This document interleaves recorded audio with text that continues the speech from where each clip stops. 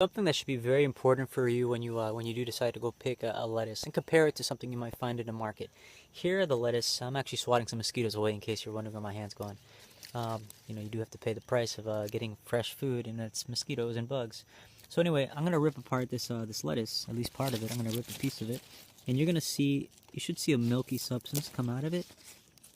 Um, you should see something there, like a milky kind of residue.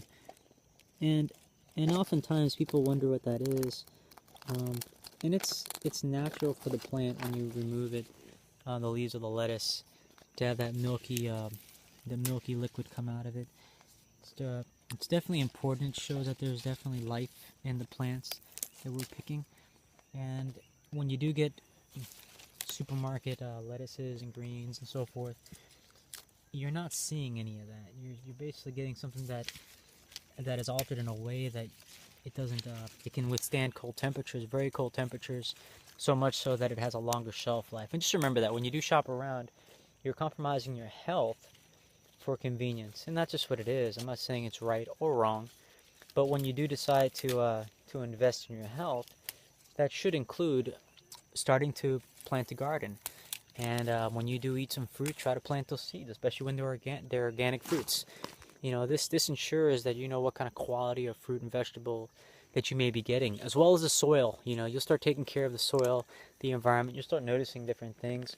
One of the things, if you don't mind taking a moment to think about, is think about feedlots and slaughterhouses and any kind of environment where it's an animal agricultural area where they are raising an animal for livestock and to eat and so forth. You are often seeing pictures and videos or so forth of the environment, and it's not lush and green.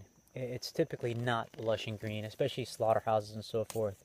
It's very diseased, very disgusting, smells horrible. I've driven through feedlots and been to what do you call it, butcheries when I was younger, those old little small town ones when I was younger, and that's where I was taken to get the meat that I wanted to, or that our family wanted to eat. We thought that was the healthy thing to do, get it fresh right from the animal as it was alive and killed for our benefit.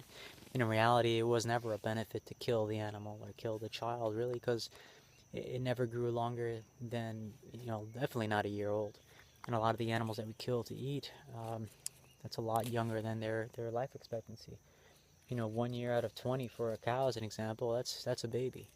And we don't need to consume that. And the effect of consuming that is detrimental to our own health. So why do we want to consume something that damages our own health? Not only that, I mean, that's a selfish way to think of it, which is okay. You can think of it in a selfish way. Why lower your own optimal standard, to consume something that's going to cause damage to you, number one. And number two, if you think about the concerns and considerations for others, it doesn't make any sense. You want to talk about peace and love, and we are contributing to behavior that's not peace and love and kindness and mercy and compassion. This goes against all those, the sayings of all those religions and spiritual teachers and books and everything else. Even in your own movies, your own superhero movies and so forth, and action-packed movies, oftentimes the hero is defending the weak or getting revenge for someone who hurt his family or hurt a child and so forth. So why do we turn a blind eye to that behavior in ourselves? We can prevent it, and we can get all our nutritional needs. I run 10.5 miles today, and I ran it the other day, and I want to continue running it at least every day until I am back to the 20 miles a day I was doing at one time. In Oahu, I was only doing 14 miles a day, I think last year.